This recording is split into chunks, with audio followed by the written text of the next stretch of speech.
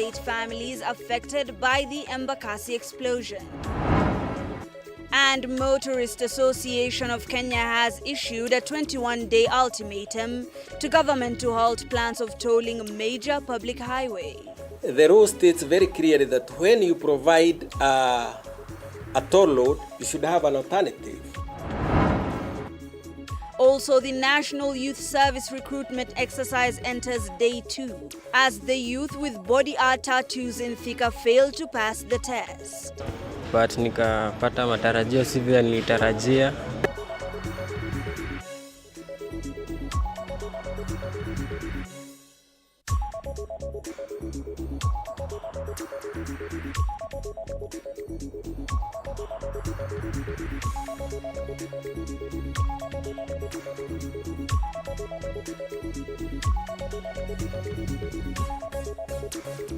Welcome once again to this live broadcast. My name is Hibak Said. To start us off, ODM leader Raila Odinga visited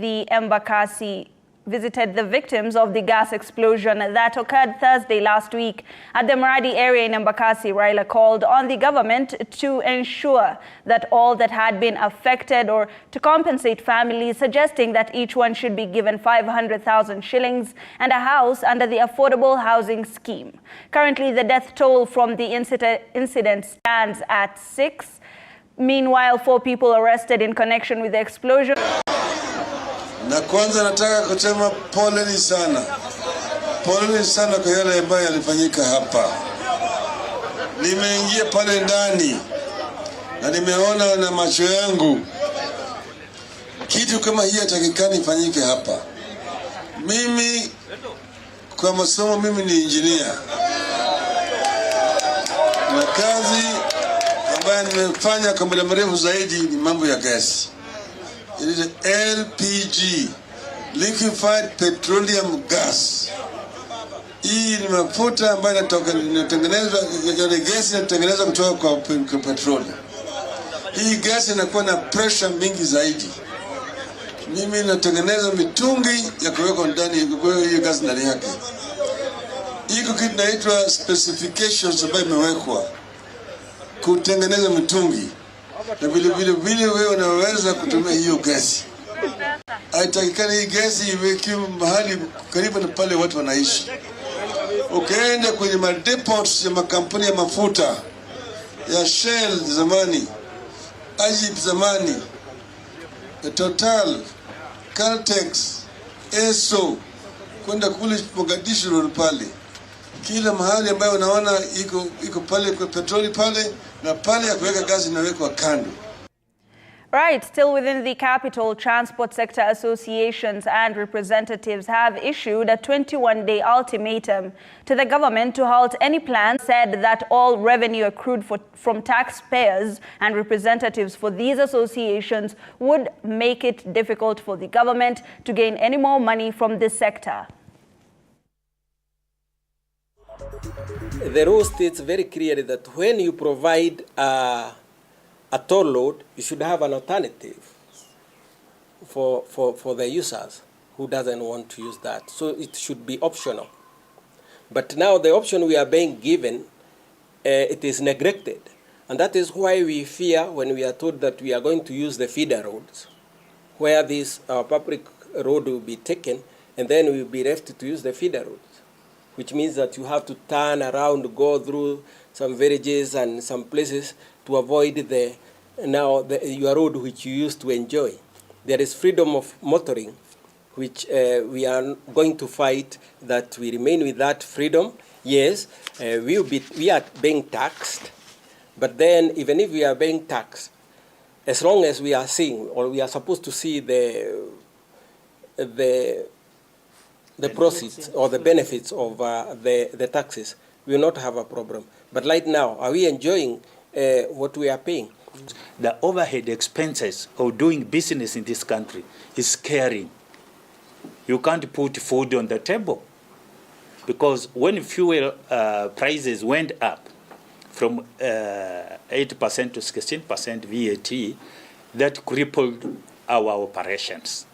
So as operators, we are asking the government to review that move. It is punitive. It does not make economic value. The levy has gone up so high that it is hurting the mwananchi and the common man who drives. Not just the private drivers, but even the commercial. All of them are at pain.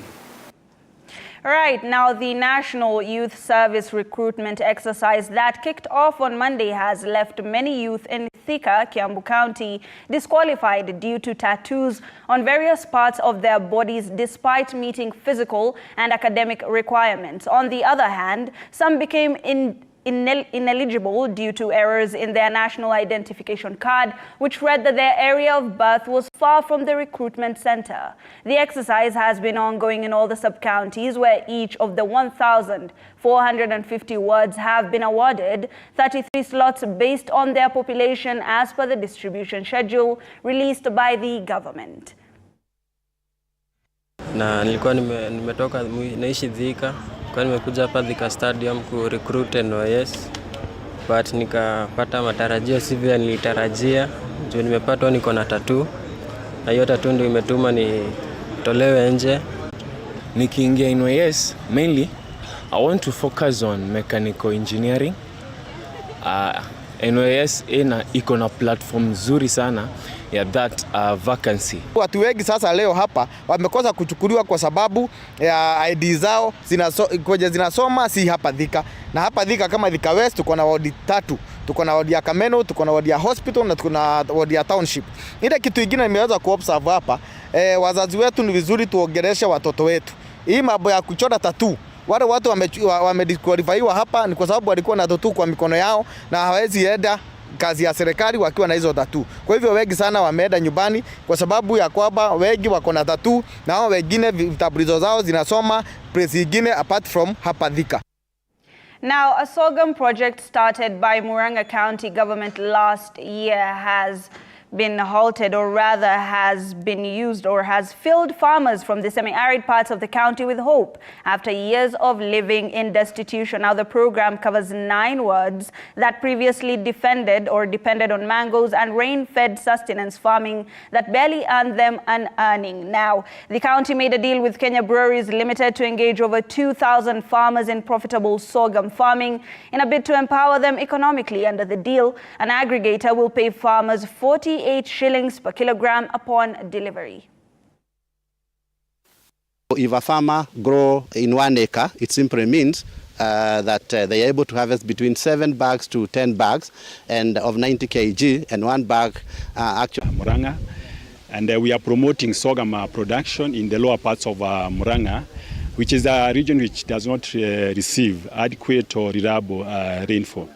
So we feel that this is a good opportunity for the farmers because the sorghum is drought tolerant. So even when the farmers do not receive adequate rainfall, at least for sorghum you are guaranteed of some harvest.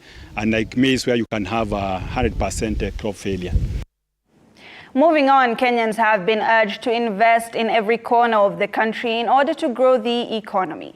Nestrock Investment Managing Director Peter Mutua says Kenyans should not fear investing in other places as it opens up new opportunities for them.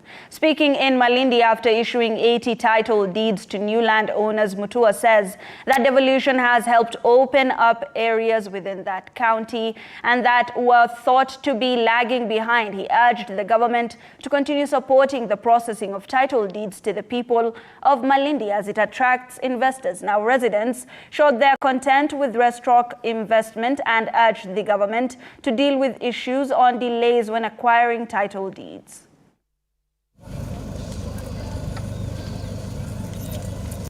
Not going to shy away from investing in the coastal region. So what I can encourage the government is to ensure that they keep on supporting processing of title documents, title deeds for the people down here. By the end of the day, if you process the document, then it is going to motivate investors, and they are likely to invest with us. Kulingana na vile Nestrock tumefanya nao, kutoka mwanzo tulikuwa tuamini, tulidhani ni uongo tu. And in fact, the first time waliponiambia tukutane Malindi, I did not believe. I thought they were conmen. Lakini wakati tulipoingia kwa ground, tulionyeshwa beacons, tukapewa map na kila kitu kwa sawa. Kuna watu wengi. Ni ofisi ya ardhi. Lao serikali ingeweka miundo misingi ambayo ingekuwa yani iko rahisi, iko moja kwa moja yani. Ingekuwa hakuna matatizo kama tunayoona.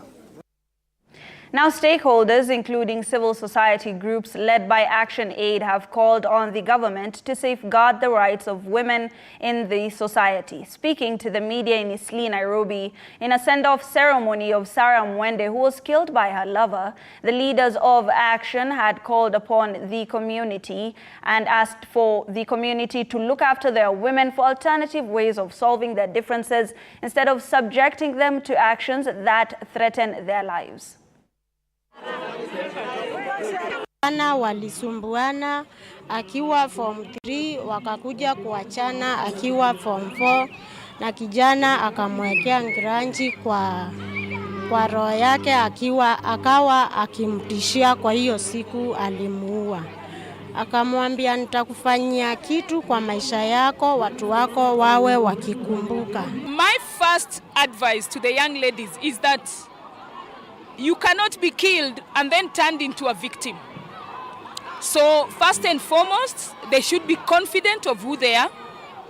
Being converted into a victim after you've been attacked is wrong, number one. Number two is that they need to continue soldiering and demanding for security. No one should be killed at whatever. Zinafanya vijana inakuwa ni bari, hawezi seek help. Sasa mtu anaona tu acha tu niue ama nifanye kupiga mtu ama nimuue, maybe ndio na seek solution. Of which hakuna solution hapo.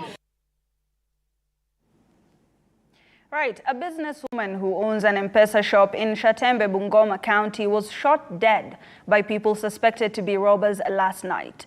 According to the witnesses, the suspects attacked the M-Pesa agent at her shop at 7 p.m. on Monday evening with an aim of stealing. One of the suspects accidentally shot his accomplice in an attempt to attack the businesswoman. The husband and residents have decried increased insecurity, blaming police officers for neglecting their duties. The bodies of the two were taken to Bungoma County mortuary awaiting further investigations. Ilikuwa saa 1:30. Risasi ililia hapa mara 3. Sasa kulia mara 3 sisi tukatoka hivyo. Ndio kuja tukapata ni wezi wameingia hapa. Na waliingia kawa wamezima lights. Kuzima hivyo lights wakaanza kukorofishana, wakachukua pesa ilikuwa. Sasa wakiwa kwenye harakati waambiwe mbaba awatumie pesa yako nayo kwa account, ndio wakaanza kukorofishana. Sasa kwa kukorofishana hivyo akakataa. Kukataa, bibi yake akakuwa anatoka huko kuona light imezimika aje. Light kuja hivyo baba akaambia bibi yake kwa kesi fanya nini watoroke. Sasa wakitoroka wakataka kushoot mbaba. Wasaitie usalama hapa Bungoma. Vitu kama hii tutaki kuona ikitendeka. Sisi tunataka security. Wawe kali watusaidie watu kama hawa wanaswe. Watu wawe huru katika sehemu hii akaunti yetu hii. Let's move to Migori County, where parents in Kuria region have been warned against inciting violence towards teachers of a poor performance in schools. Speaking during the distribution of Kuria East and GCDF, the people of that area have been warned, or rather the education was warned, that such actions will lead to withdrawal of teachers from the regions. Kuria East Member of Parliament Marwa Kitayama urged parents to be a leading example to their children. Mambo yanayochangia shule kutokuwa nzuri inakuwa kwamba mwalimu ni mmoja wa sehemu nyingi. Sasa wewe unaona ya mwalimu, mbona ya kwako hujaiona? Haujaona ya jirani yule mwingine, haujaona ya yule mwingine anaharibu mtoto msichana, haujaona ya yule mwingine. Wewe umeangazia tu ya mwalimu, alafu umeangazia matokeo duni. Last week kuna watu walikuwa kama 7 wakafunga shule, wakafanya nini? Hata mwingine akanionyesha kifunguo, ndio hii nimefungia. Sababu sitaki kutumia polisi na nguvu zingine kupigana na wazazi, tukaacha tu, hapo nikafunga macho yote, nikafungua shule, the same day nikasema watoto warudi waendelee kusoma. Bia ya kuolewa ukipatwa na serikali iko hapa, wewe utachukuliwa hatua.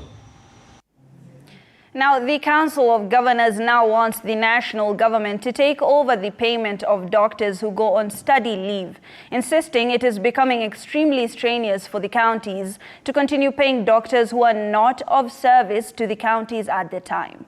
According to the Council of Governors Health Committee Chair and Tharaka-Nithi Governor Muthomi Njuki, the national government taking up the mantle, albeit for a short time, would free up the payroll for recruitment of temporary doctors at the same level of qualifications to fill the gap. When the medical doctors, popularly known as MOs, go for their postgraduate training, fully sponsored as a scholarship by the national government, they still continue earning salaries from the county governments, who are the employers, while they're out there on the study leave. It's a challenge for the counties to be able to hire more medics to replace them, because they're already overburdened by paying that salary where those doctors are already away. And that is what has caused a shortage of human resource for health in the counties, even as we achieve or we strive to achieve universal health coverage. So our ask is the national government to take up the salaries or the upkeep of these doctors. In India, the growing state of medical tourism has since been attributed to affordable treatment. Hence, Fortis Hospital has offered super specialists, including minimally invasive cardiac surgeries. Speaking during the launch of the opening of the Fortis Hospital's information at the Langata Hospital in Nairobi, Arthur Okal narrated how he was forced to raise 10 million Kenyan shillings for his daughter with sickle cell anemia, but is now a beneficiary of the treatment financing offered by 28 Fortis hospital branches in India and its partners. Now, the information center is said to be integral in assisting patients get accurate information while seeking medication, not only in the country, but also abroad. I planned to travel in December, but we did not make it because we were still on the journey of trying to put the funds together. I must say that we are at 60% of our journey of getting to the targeted funds that would enable my daughter get the bone marrow transplant. We have to let the other person decide, or a third party which has been acknowledged and recognized to decide the quality of any healthcare. So we believe in quality accreditations. We are the only hospital chain in the country where outcomes are measured, and we are also publishing our outcomes on our website, which means that we are very, very particular. Depending upon the patient's condition, we take you to the hospital. So right from the consultation, the doctor would do the consultation, then we go for the tests, diagnostics. Once the diagnostics are done, the surgery or the treatment is performed, and the aftercare and the recovery is done. We have good oncology centers, but our workload is very, very high. You must realize we are touching a population of about 60 million people at the moment. In 1990s, we were in the about 35, 40 million. Our growth rate, population growth rate, is probably the highest in Africa. Moving on, hundreds of residents in Moiben, Uasin County have demonstrated and have gone to the streets to open the Kapmukono Birika Road that was shut down. The residents claimed that the land was forcefully taken from them by tycoons in the area. They further stated that shutting down the 3-kilometer road has affected their transportation in their line of work, as well as lacking electrical power services. Police officers fired towards the demonstrations to disperse the demonstrators who claimed their needs were not met by the government. However, the affected family said that the dispute is in court and are awaiting the final judgment. Wanasema tunakuja site visit wapi? Alafu wana postpone the last minute. Hii njia ni karibu kilomita 4. Kuna wenye wamepunga hii njia na ni public road. Ni bwenyenye. Wameanza kupungia wananchi. Haki ya raia iko wapi? Mzee wangu alikonjeka, hatuna njia, magari imefika barabara karibu magari 2 lakini hakuna njia. Tukabebea blanketi kakufia katikati. Ukweli. Kuna